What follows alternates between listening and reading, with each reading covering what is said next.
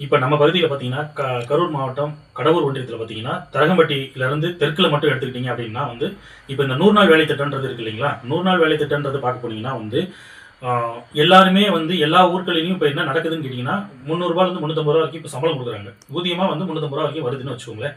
So இந்த ரூ. 350 என்ன பண்றாங்கன்னு கேட்டீங்கன்னா, வாரத்துல ஒரு நாள் எல்லாரும் சேர்ந்து என்ன பண்றாங்கன்னு கேட்டீங்கன்னா, ஒரு ஜேசிபி இயந்திரத்த விட்டு வேல பார்க்குறாங்க.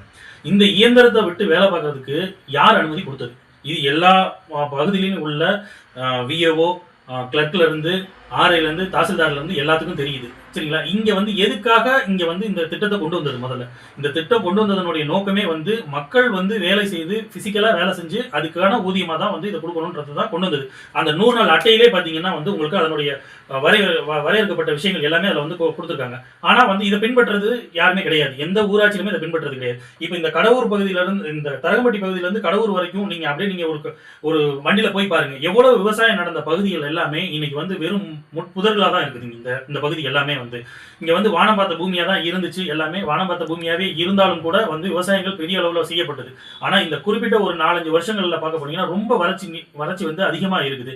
நம்ம பகுதியில விவசாயம் சார்ந்த தொழில்களை செய்யணும், விவசாயம் சார்ந்த தொழில்களை பண்ணணும் அப்படின்னு சொல்லிட்டு பெரிய வந்து ஒரு எடுத்துக்காட்டா வந்து நம்ம பகுதியில உலகத்துக்கே வந்து விவசாயம் சொல்லிக் கொடுத்த நம்மாழ்வார் வந்து நம்ம பகுதியில இருக்கிறாரு.